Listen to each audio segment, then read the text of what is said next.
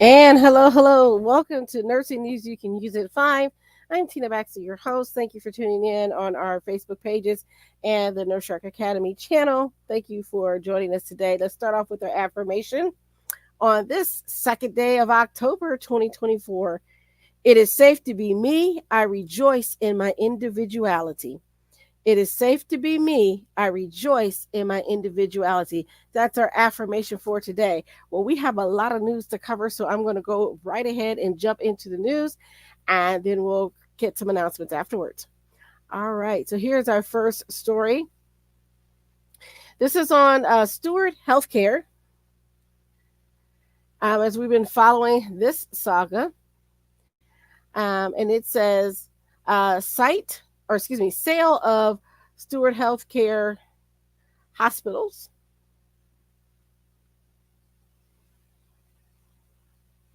So this says the company Steward Healthcare, as you know, declared bankruptcy last spring with a plan to sell all of its functioning hospitals in Massachusetts by Tuesday. Today's a great day for Massachusetts and a new day for healthcare in Massachusetts, said Governor Maura Healey. A year ago, we faced the specter of 7 hospitals closing, and today we can say that we successfully transferred ownership of those hospitals to responsible, good nonprofit systems. Those systems include Lawrence General, taking over both Haverhill and Methuen branches of Holy Family Hospital, Lifespan taking over Morton and St. Anne's Hospital, and Boston Medical Center taking over Good Samaritan and St. Elizabeth's. Last Friday, the state concluded negotiations with the owner of St. Elizabeth's, Apollo Global Management, and took the property by eminent domain. A spokesperson for the governor said the state will pay Apollo about $22 million for the hospital, which was constructed on 8 acres of land. Currently, 1/3 of the acre lot in Brighton is listed at almost $4 million. That's why Apollo maintains the state is undervaluing St. Elizabeth's. The private equity firm says taking it over by eminent domain is also unconstitutional. So we'll see what happens more in that case. But that brings me then to this next story about Steward Healthcare, because again, we've been following what's been happening with Steward, and it's been quite interesting to see all of this unfold.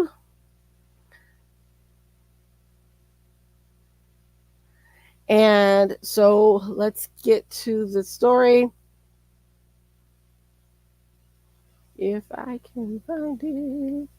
I just had it and it was pulled up for a second, and then we'll come back to Steward Healthcare because I know I'm going to find it, but wait a minute, found it. Here we go. Here's the story. Sorry about that.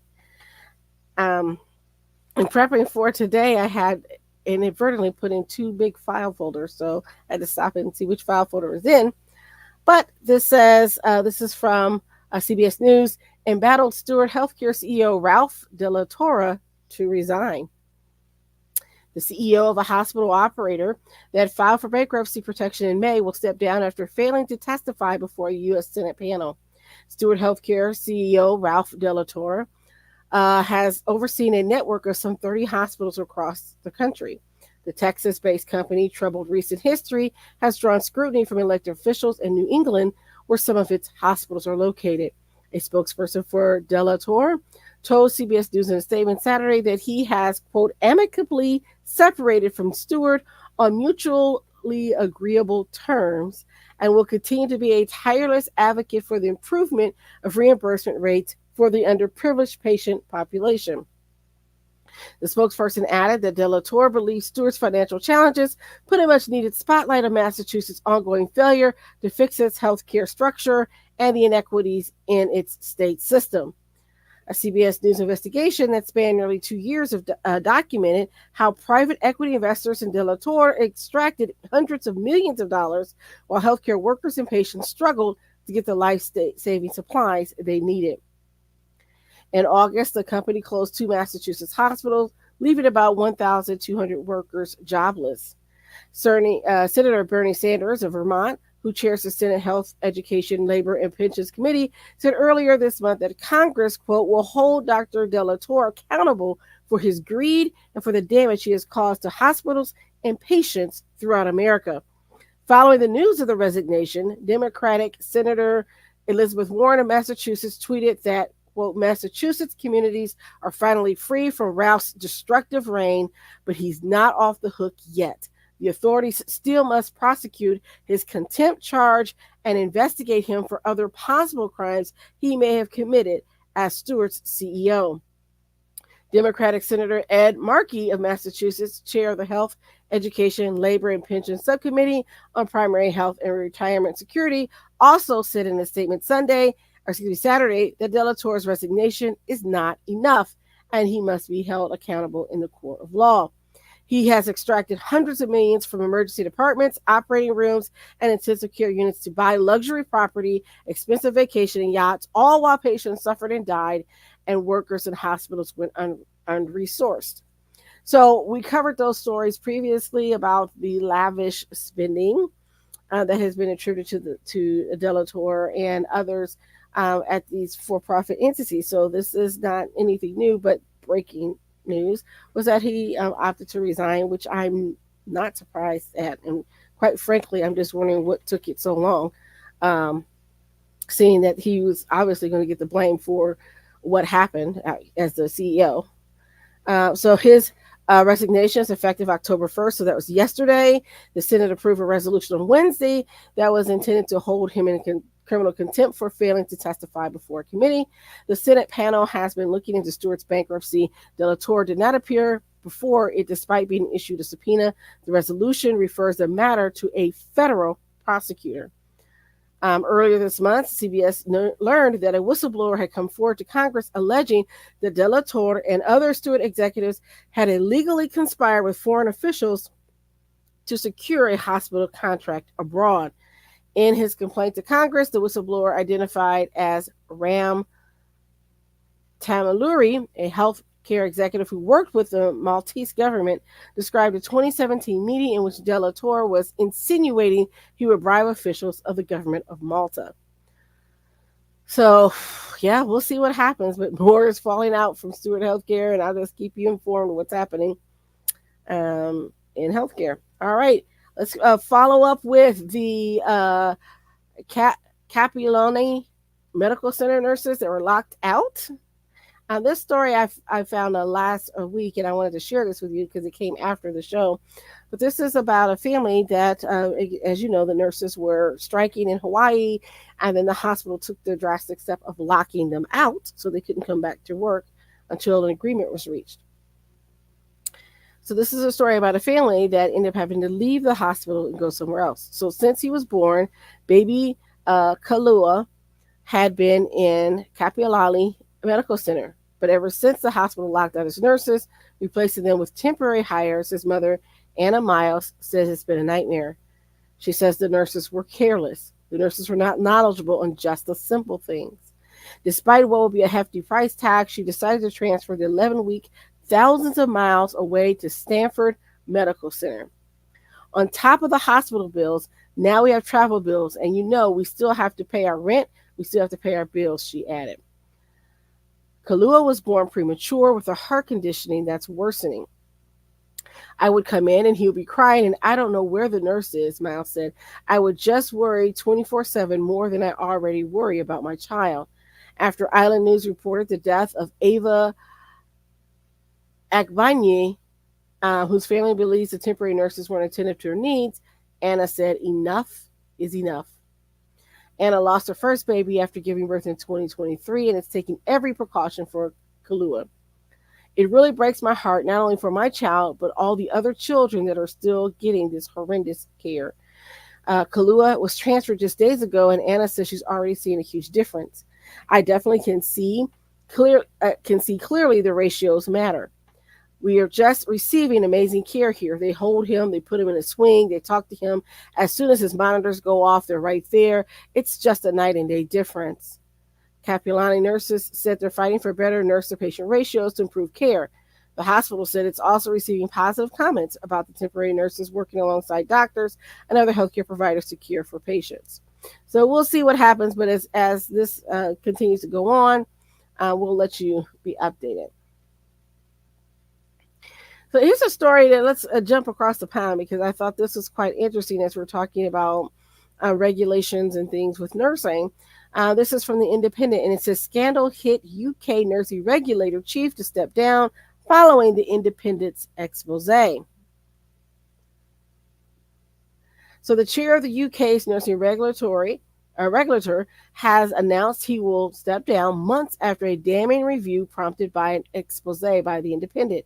Sir David Warren, chair of the Nurse and Midwifery Council, will leave his role after a report warned that the organization's, quote, toxic culture was putting the public and nurses in danger. The NMC chair faced repeated calls from campaigners to step down following the independent review by KC Nazar Afzal accused the regulator's leadership of ignoring warnings over its deep-seated problems. The report found a dysfunctional culture at every level and warned the organization had turned a blind eye to serious sexual, physical, and racist abuse. The Afzal review was commissioned after reports by the Independent revealed a whistleblower's allegation that the NMC's toxic culture was leading to rogue nurses going free to work and internal racism unchecked. The Nursing Midwifery Council regulates more than 800,000 nurses, midwives, and nursing associates in the UK, and is one of the largest professional regulators in Europe. After the review published in July, it found 6 nurses had taken their own lives in a single year while under investigation by the NMHC. It also found failures in how the regulatory handled serious allegations, including the case of one nurse who was not struck off for 7 years despite being accused of SAing a colleague and assaulting a patient. Some other senior figures have left the NMC in the past few months, including its chief executive, Andrea Sutcliffe, who said she was stepping down to recover from surgery. The news comes ahead of a second independent review carried out by another top barrister.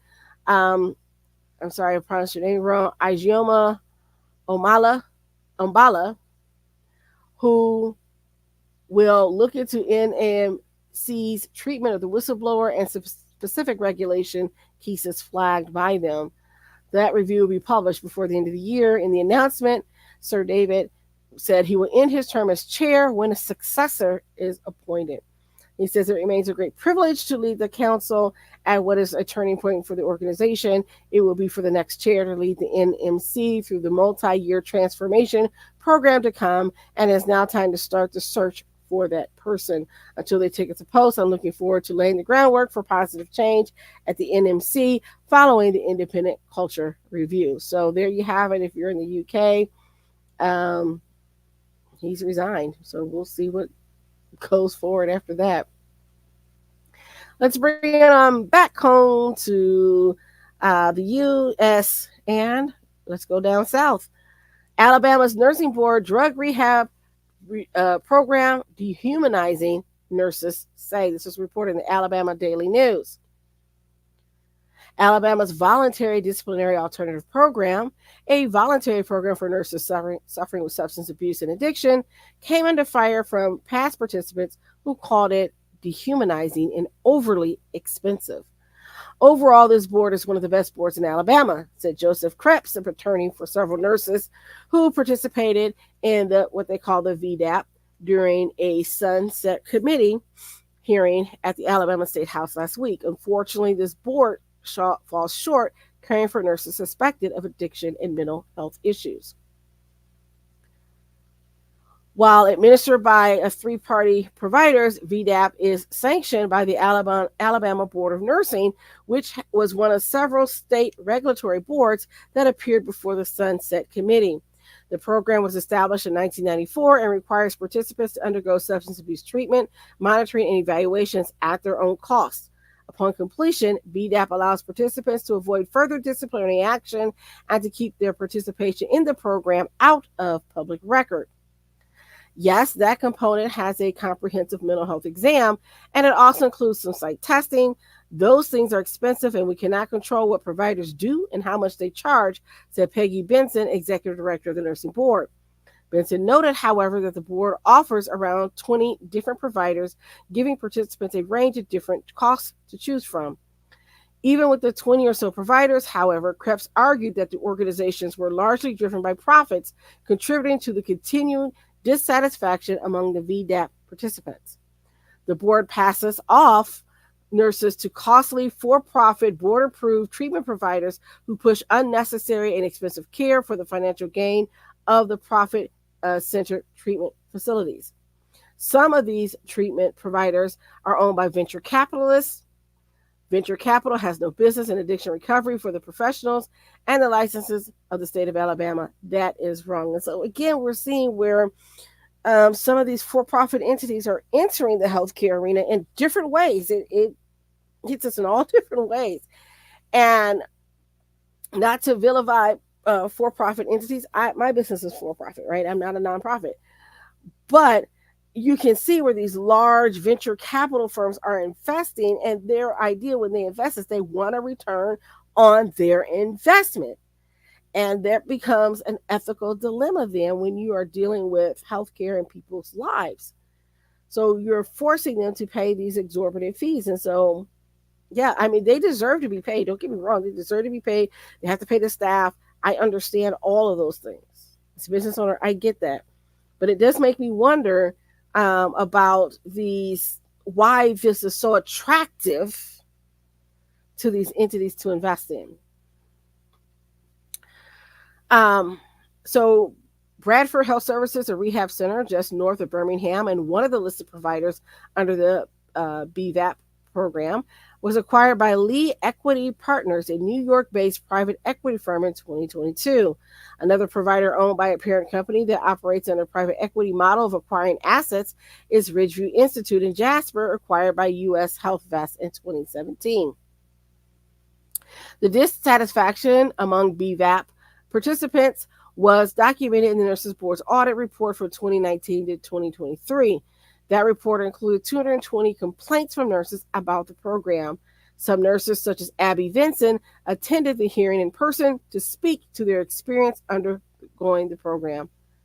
When I sought help from the Board of Nursing, I was treated more like a criminal, not a professional, Vinson said. Despite having no history of endangering patients or criminal activity, I was forced into a $5,000 assessment and then told by the treatment facility I had to pay up front for a 90-day inpatient rehabilitation service that is 0% covered by my health insurance, which I had to obtain privately since I lost my job. Vincent went on to say that she was, quote, made to take sedating medication for her time in the program, was forced into lower paying shifts, that her participation in the program was factored into her annual performance review, thereby violating the program's privacy clause, and that the entire experience was dehumanizing. Tiana Araro, another participant in the program, also described the experience as dehumanizing, and said that she was forced to borrow $18,000 and spend thousands on drug testing therapy, which she called outrageously expensive and unrealistic. I fully accept responsibility for my past actions and consequences. What I didn't expect was to feel disrespected, dehumanized, and treated less than a person. The financial, emotional, and mental toll of being on a monitoring program nearly made me walk away from my calling in nursing entirely. While admitting that the process was expensive, Benson stood behind it as among the best in the country and touted that it met all national standards for rehabilitation programs. Hearing the accounts of the two nurses, Senator Garland Gudger, Republican from Coleman, told Benson that he would like to continue conversations regarding the BVAP, noting that the costs were a lot of money. So we'll see what happens. If there's more information that comes out, I'll let you know. But we'll definitely keep an eye on this story. And so, as being in Indiana, we've already had our share of controversy with our program as well. So I'm kind of curious to see what's going to happen. Since we're near the South, let's go ahead and hop on over to the story about Asheville, North Carolina, and a little bit of good news in the fact that we have people that are stepping up. This is from Citizens Times, and it says nurses and doctors from across the U.S. rush to aid exhausted Asheville area hospital staff. And so I'm going to count them as our nurses making a difference today. We have more stories, but I thought I'd share some good news after that heaviness. So a bevy of nurses, relief nurses, and supplies from across the U.S. are pouring into western North Carolina this week to aid hospitals besieged by patients amid the deadly flooding from Tropical Storm Helen. More than 100 nurses, as well as physicians, arrived Monday at Mission Hospital in Asheville from her sister hospitals across the nation within the HCA healthcare system, which owns Mission and is headquartered in Nashville. HCA spokesman Harlow Summerford said. They set up mobile units with kitchens, bathrooms, and hand washing stations, and were setting up mini marts inside the hospital and other HCA hospitals across the region to provide doctors, nurses, and other hospital staff with free groceries, including food, water, and toiletries.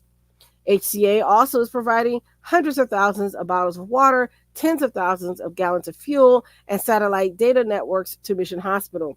The hospital, perched atop a hill just south of downtown Asheville, dodged flooding that submerged much of Buncombe County, but is scrambling to keep up with the onslaught of patients from several counties. North Carolina Governor Roy Cooper got an aerial tour Monday of the ravaged areas and then took a tour of Mission Hospital, where hospital officials called restoration of city water services to the hospital a top priority. Mission is sending surgical instruments to Charlotte for sterilization due to limited availability of pressurized water in Asheville. When asked if a well is being dug near the hospitals provides clean water, Summerford said that while we are hopeful that Asheville's community infrastructure will be restored soon, we are exploring a variety of solutions. So you can certainly go head over there and read more about this story, but we definitely will keep them in our thoughts as we have heard that hundreds of people have lost their lives during this horrific storm. It's terrible. So hopefully that they'll be restored soon with their water and power, the things that they need. All right, let's get to this story. I've got a couple of stories here, and this involves CBS, and then we'll go to our first break. So here we go. Where is it?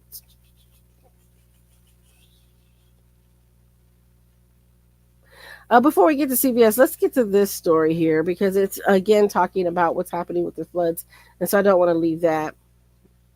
So supply chain issues hit hospitals, dialysis centers after Hurricane Helen, and this reported by ABC News.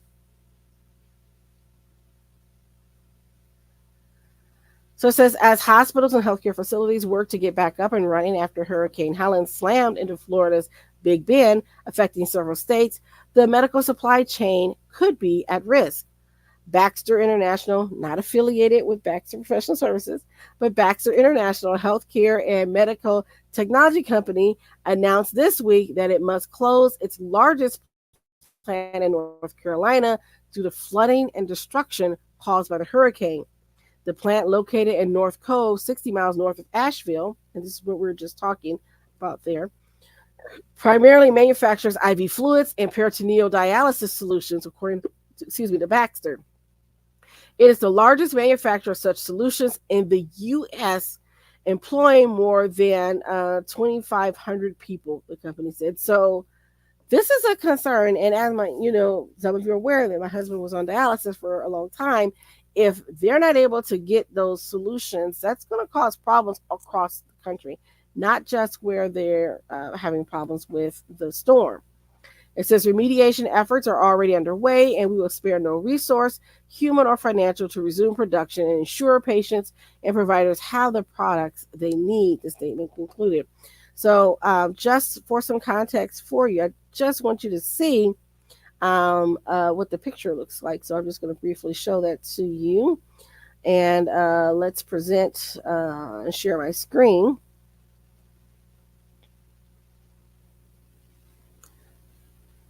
So you can see the picture, the aerial view here of where there's a lot of damage. You can see things are down. So this is what they're going to be facing. This is some of the footage. So again, our prayers are with those families and those that are affected by the storm.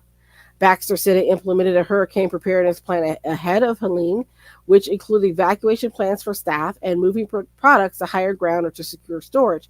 However, heavy rainfall and storm surge triggered a levee breach, which led to the flooding of the facility. Among those impacted by the Baxter plant closing is Duke University's health system in Durham, North Carolina, according to William Trophy, DUHS interim president. Baxter has published their action items, and they have announced to us that they're putting a hold on all distribution for 48 hours to understand what they have in their supply chain, and then going to be setting up pretty strict allocations based on prior usage to make sure that everyone is getting their fair share based on their volume and their needs.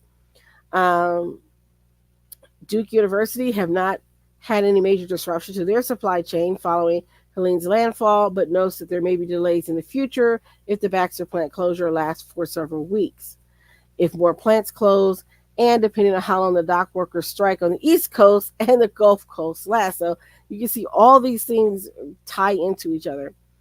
And so what we're doing internally is we're looking at conservation models. So similar with our IV solutions, we're going to look at what we can do differently to treat our patients in a safe, effective manner to conserve IV solutions.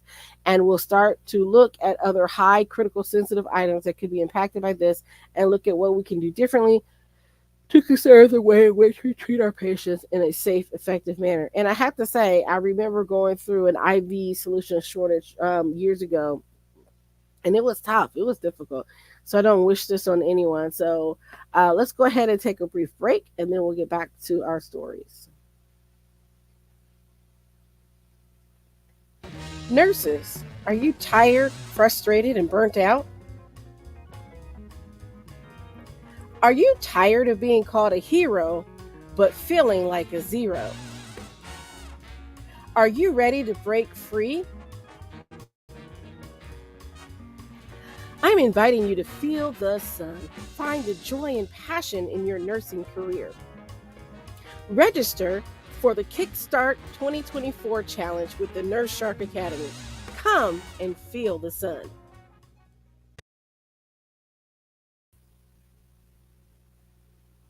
Okay, and so let's go ahead and get into our next story, and we're going to talk about CVS. So I just happened to cross the story on CBS and found a sister story that is about it. So we'll start off with this one, and it's this is from Healthcare Dive, and it says CVS to lay off 2,900 employees amid reports of strategic review. It says CVS is cutting off 1% of its workforce as the healthcare behemoth pursues a massive cost-cutting plan and considers a potential breakup of its business. So CVS plans to lay off 2,900 workers amid swirling reports that the healthcare behemoth is undergoing a strategic review, including a potential breakup of its businesses. The layoffs, which were confirmed by CVS spokesperson, will affect about 1% of CVS's 300,000 employees. CVS unveiled a plan to cut $2 billion in costs this summer in a bid to bolster flagging operational performance amid rising costs for health insurance arm Aetna and shaky reimbursement at its pharmacies.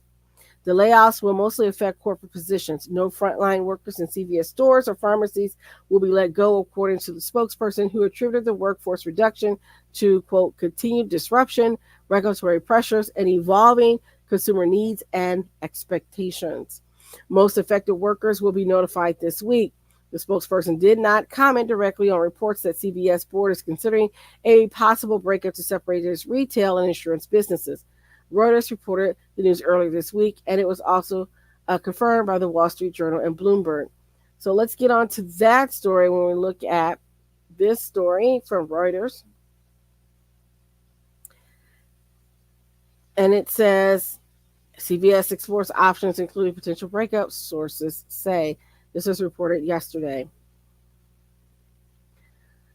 So CVS is exploring options that include breaking up of the company to separate its retail and insurance units, as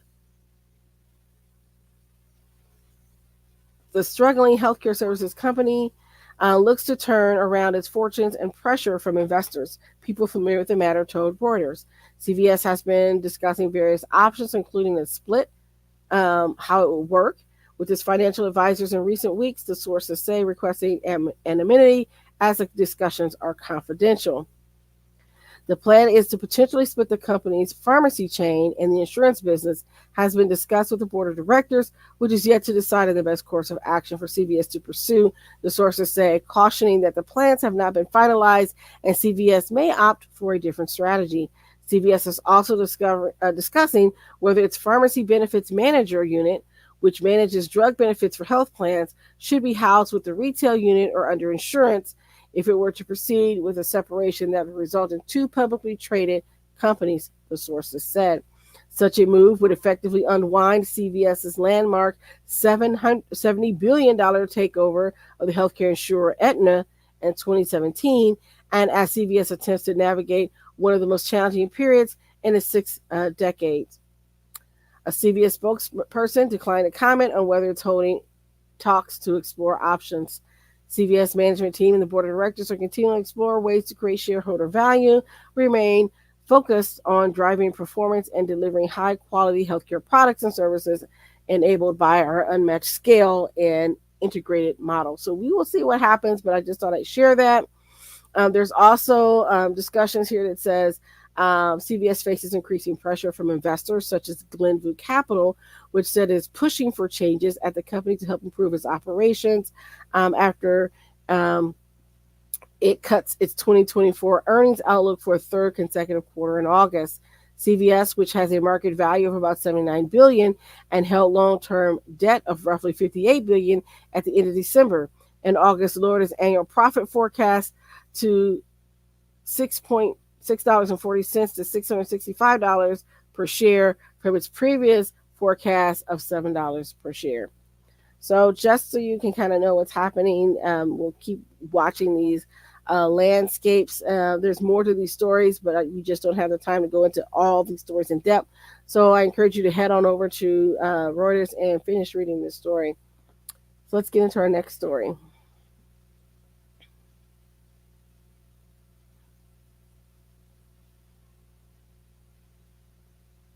This story, as we know, we are entering election season, and I try my best to kind of steer away from partisan politics as much as I can. So when I report on things like this is because I think it's important. And so as I have loved ones that are in nursing homes or have been in nursing homes or long-term care facilities, I try to report anything so that, one, as a person who works in those types of facilities, if you hear these stories, this tells you things of what not to do and how to stay out of trouble and keep yourself out of jail and all these other things, and not have yourself be in one of these news stories. Okay, so this is a story. It says family allege Owasso nursing home changed voter party affiliation. A man with dementia at Owasso nursing home allegedly had permission from his guardians. With 10 days left to register to vote, a family said they caught it in time that they saw the loved one's party affiliation. The family said it's not about the party, but about avoiding election fraud. And November elections are coming up fast, and the deadline to register is days away. Tracy says many other people in nursing homes who can't make their own decisions have had this happen. So first of all, I'm like, if you can't make decisions, why are you voting? That's just another story. I mean, I understand that everybody should have the right to vote, but if you can't make a decision, who's actually casting the ballot? That's a big question. So it says Newberry said his brother suffered from a stroke years back and was diagnosed with dementia, and they are his legal guardians. He went to his brothers and said the letter was on the table. We had just been put in the facility 6 months or 8 months prior. I just thought they were fishing or what it was. Then this past weekend, he went to visit his brother and saw his voter registration. He said Tracy legally and medically cannot make those decisions, and he's down to respond that his brother was given 6 months to live. So that again leads up to ethical questions, because we want people to have their voice, but if you're not able to sign your own paperwork, make legal decisions, how is it that you can cast a ballot? I have questions on that. So those of you who know about election law, those types of things, if you have comments, let me know, because I do have some legitimate questions about that.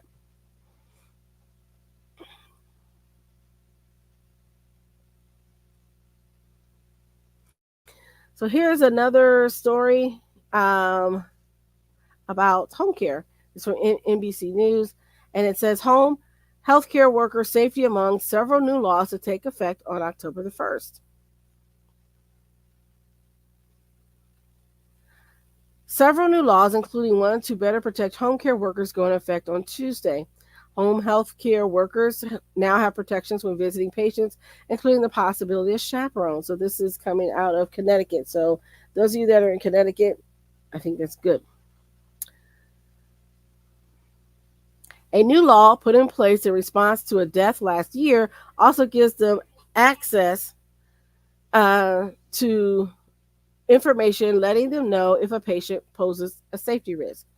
Tomorrow's a big day for healthcare in Connecticut. AFT Connecticut Vice President John Brady said on Monday.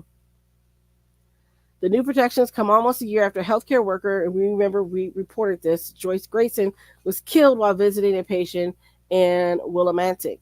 Michael Reese, a convicted ARPist, you know what I'm saying, was charged with murder and attempted SA back in April. Home health care workers can now access information that lets them know if a patient poses safety risks, including based on convictions or complaints from other aides. Those workers can also request a chaperone. We would never deny care, but you have to go in a safe way so you can go on to see the next patient. Other new laws for protections for minors online. Anyone under the age of 13 needs a parent's permission to create a social media account. So those between 13 and 19 must consent to sharing their personal data. So there's a lot of things that are coming out. So I just wanted to share that with you, but particularly about the healthcare as a follow-up to that story that we reported last year.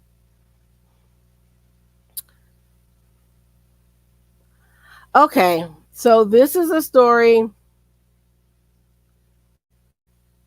Um, okay, this is a story that's been going on social media, and I think we're going to go to this story next. I was going to choose another story, but I decided to choose this one instead because I think it's really don't do this. Okay, don't don't do this. Don't be this nurse. So this is CBS Pittsburgh. Westmoreland County nurses fired after sharing inappropriate patient pictures, police say. 4 Independence Health System employees at Westmoreland Hospital have been fired after an investigation uncovered misconduct involving at least 8 patients. Police here say that the misconduct is disturbing and includes videos and pictures of nude elderly patients taken inside their rooms at the hospital. According to the criminal complaint, Peter Castellano and Melissa Tompkins are accused of deliberately antagonizing several patients while taking pictures and videos of them naked without their consent. Those images were then allegedly shared in a group text with 2 other hospital employees who have not yet been charged. So those 2 hospital employees, I think, were whistleblowers, is what I've heard online. I haven't had a chance to verify that, but it's my understanding that they are whistleblowers, and so they are not being charged because they turned those other 2 in. The victims range in age from 46 to 105 years old. When questioned by detectives, both Castellano and Tompkins admitted to being part of the group chat, but denied any wrongdoing. Castellano said he saw a few pictures of patients in bed, but believed they were clothed. Tompkins said a co-worker took her phone to take what she thought was a selfie. In a statement at KDKA-TV, Westmoreland Hospital says in part, Independence Health System was shocked and outraged to discover egregious actions involving 4 of its Westmoreland Hospital employees, actions that starkly contradicted our core values and standards of conduct. The employees in question were terminated without delay. Tompkins was expected to turn herself in on Wednesday for her attorney, but never appeared at the magistrate's office. So as this is coming out, but again, don't take pictures of your patients. I tell these to the students all the time. Don't even bring the cell phone out, right? Don't do that. Don't be the one that does those types of things because again, it's going to look bad on you. And from what I understand from these reports, that now that they're no longer able to work in healthcare. So the judges said they can't work in healthcare any longer. They're going to lose their license and possibly go to jail. Why? Don't do stuff like that. Okay, let's go ahead and take our last break, and then we'll be getting into our next story. Nurses, are you ready for more? My mission is for you to own your seat at the table of nurse entrepreneurship, gaining confidence, skills, and the freedom to live your life on your own terms. Assisting you in achieving your goals through tailored advice, continuous learning, and a collaborative approach is at the heart of everything I do. Stop being eaten alive. Come feel the sun. Be a nurse shark.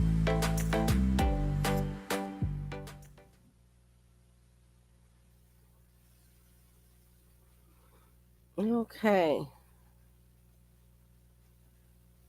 Let's move on.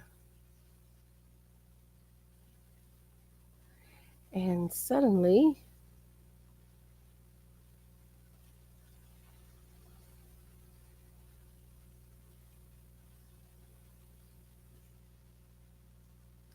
all right, well, while I'm waiting, because it looks like we're having some technical difficulties here, while I'm waiting, let's get into some announcements. And I wanted to share this last story because I thought it was just important and a wonderful story about nurses making a difference. And so I wanted to share that. But I think what's happening is that my system got bogged down. So let's go ahead and share some announcements. So we have coming up this month. So we just had a CPR training today, this morning, and so we will have coming up um, several things. So next week we have our next episode of the Nurse Shark Academy show coming out. So if you haven't tuned into our podcast, please do that. Go to the NurseSharkAcademy.biz and head on over to our podcast page. You also can head over to our YouTube channel. If you're on our YouTube channel, just hop on over to the podcast and you get to meet some wonderful nurses that are doing great things. And I just love the fact that I get to talk to nurses and find out what they're doing for in their own business. So we have an encore presentation coming up on October the 12th on our Nurses Protect Your License. And so I encourage you to come and jump into this. This is one of the things that I had learned about was the fact that there's a lot of cybercrime, and we've covered stories on this very show about nurses whose identity were stolen and people were going in and pretending to be them and having these sham jobs and fake nurses and everything.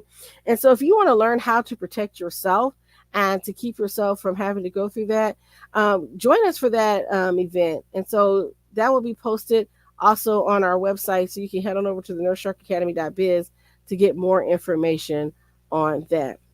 So it looks like my last story, I'm having trouble putting it up because my program failed and I can't get out of it. But I wanted to share this story about, let's see if that works. Oh, perfect, that worked. So let me pull it up because I thought it was just so good I had to share it. It's about these nurses that are doing really big things. And they're all guys. How about that? So let me pull this story up.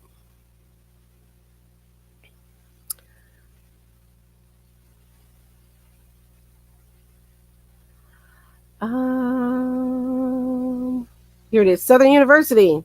There we go. Found it. I thought it would be great to end with this. Southern University marks milestone with the largest class of Black male nurses. Come on now. I'm excited to hear that. So Southern University School of Nursing has reached a milestone with the largest class of Black male nurses in the school's history. They have a class of 33. Woo! Come on now. They said the plan is to change the face of healthcare while simultaneously overcoming stereotypes. So they're saying that, Black men can do other things besides football, basketball, or being incarcerated in places like prison. So this is seen as an option as they are a nursing student. So I think this is awesome and great. And I wanted to share that with you and celebrate them. Welcome to the team. Welcome to the tribe. I'm excited. Thanks for showing up. And so again, just to let you know that we are doing some wonderful things. We are planning on having a couple of other things on the Baxter Professional Health Education side. We will be having our TB instructor class. So if you want to learn how to be a TB instructor and you are already TB certified, but now you want to be able to teach other people to do that, we'll be hosting that class as well. We've got some great things coming in the works. So I can't wait to talk to you next week, and we'll have everything for you. Head on over to our websites, Baxter Professional Services Health Education.com or the NurseSharkAcademy.biz, and get more information. Thanks, and have a great rest of your week.